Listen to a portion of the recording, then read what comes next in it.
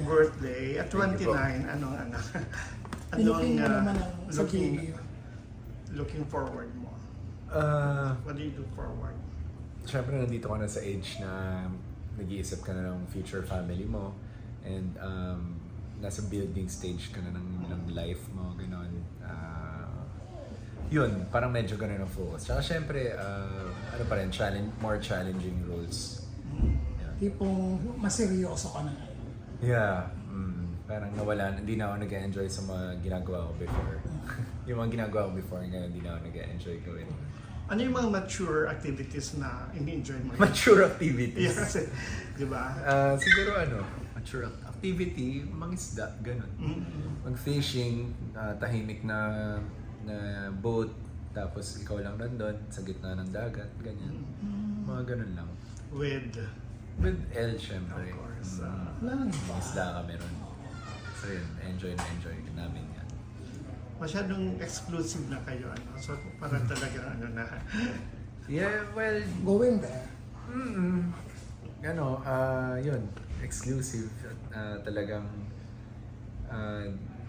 lumalakas pa lalo yung relationship namin habang tumatagal. Ganun. Tapos, Ano yung nagpapalakas? siyempre, tiwala sa isa't isa. Wow. Yun, and respect. Yung nagpapalakas. At love, syempre. Siyempre, pag may respect, may love. Pero may mga physical separations pa rin kayo. And how do you miss each other? Or how do you sustain yung yung alam mo yun, Yung fire. Yung fire. Well, siguro i-prioritize nyo lang talaga yung isa't isa. At dadating na lang yun, yung parang yung fire. Tsaka go on a date, travel in an unfamiliar territory, ganun. Yun. Derek, you've been saying naman na siya na, at saka gusto mo magka-family and all. Hindi kayo one of these days, gagulatin mo kami na mag-offer ka na sa kanya ng engagement, proposal. As much as possible dito, hindi ko sasabihin yun. Yeah. Gusto ko sa amin lang talaga. Yeah. Siguro tayo off-cam, pwede Yeah. tayo pumunta naman, di ba? Pero Right. wala nang mga hindi kayo pa-publicize sana. Kasi syempre, para lang hindi rin magulo na, walang makisaw-saw. Kasi alam mo naman yung mga issue na nangyari ngayon dito. Masyadong out there, tapos hindi mag-work, parang pangit. So sa amin na lang. Di, mas gusto mo ba yung private na relationship? I mean, yung walang nakikisaw-saw na. Ironically, yes, nasa industry tayo, pero gusto ko tahimik lang sana. Kasi may influence ang tao sa pag-iisip namin eh. Siyempre, pag may sinabi sila, babasa namin, may influensyahan kami. Lalo Whereas sa social media. Kumbaga parang yung mga tao, parang yung stepmama mo, stepmom na nagdidikta, ganyan. So parang ganun din sila minsan ka-invasive. So as much as possible, pag wala silang alam, wala lang din silang walang So, bibigay. affected din kayo ng mga, di ba, may mga showbiz couples na na-engage din eventually, hindi rin nagkatuluyan. Naghiwalay. Do you get affected by that also? Hindi. Okay. Kami hindi. Ano lang, syempre nasasayangan lang kami sa relationship kasi alam namin kung gaano kahirap mag-build nun. Kung ano yung mga dapat sacrifices na gawin para tumagal ang relationship. Yung trust. So 8 years yun, ang dami na nilang ginawa para ma-build yun. Tapos nag-end, nakasad lang. Pero napag-usapan niya. I mean, Na dumadating ba yung sa point na yung Small relationship na plans. nawawala? Napag-usapan yun, tinatanong niya paano pag nag-break tayo, ganyan-ganyan. Sabi ko parang, hindi talaga tayo para sa isa't isa, ganun. Pero as much as possible, papaglaban natin. Yun. Derek, nabanggit mo sa past interviews na si Elle, kakilala na of course ng mami mo, and ikaw naman na-introduce na sa family ni Elle. How are they now? How do you get along together? Yung family? Hindi pa hindi pa okay. nag-meet yung mga families namin. Yun. Well, hopefully, ganun. Pero ikaw, ka na, super close ka na with the family? Hindi naman super duper close, pero like, comfortable. Kasi mabait din talaga yung family niya sa akin. And you feel accepted also? Yun ang importante. Yeah, importante. So, ano yan, HR. Magagalit ko ng manager mo kasi Ito, wala na silang kumi. Charot! Baka naman yung percentage of breakdown. Pero si Al, hindi usually naman kasi babae siya. May mga kulit moments, di ba? Kulit? Oo, yung tipong, parang waiting na. Ay, napakatagal. Is she ready na rin ba? Oh my God, yun lang yung pinag-aaway namin lagi kasi napakatagal niyang kumilos sa lahat ng bagay.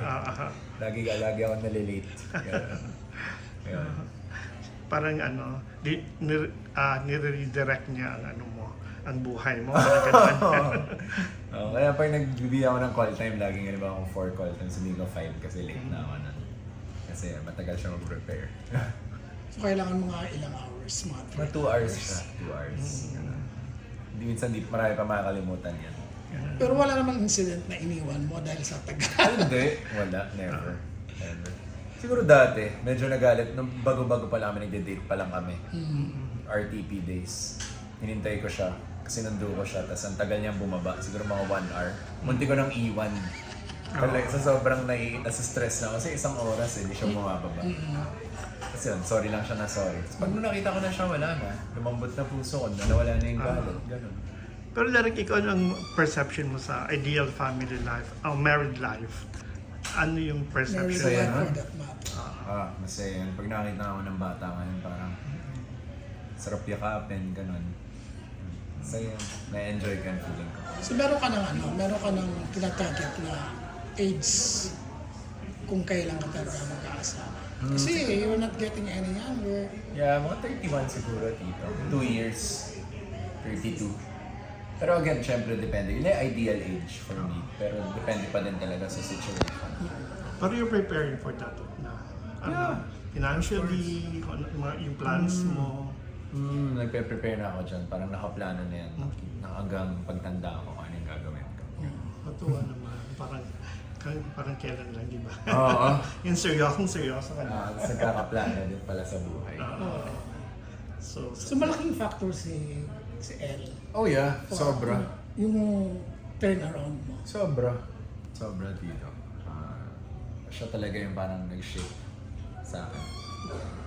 saka nawala yung playboy image mo. Oo.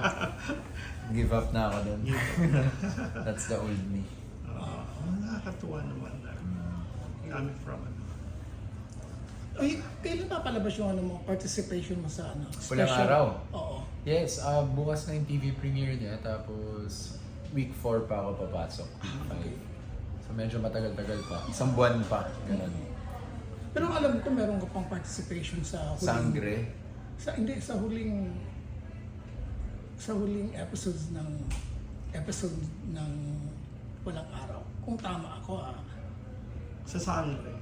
Sa Sangre as Mulawin pumasok ulit ako. Special participation. Nag-taping ka na? Yeah. Kumusta Pero di pa experience? tapos. Malaking pangalan ng Mulawin in terms of sa series, di ba? So, Harness. Harness trip. Masakit.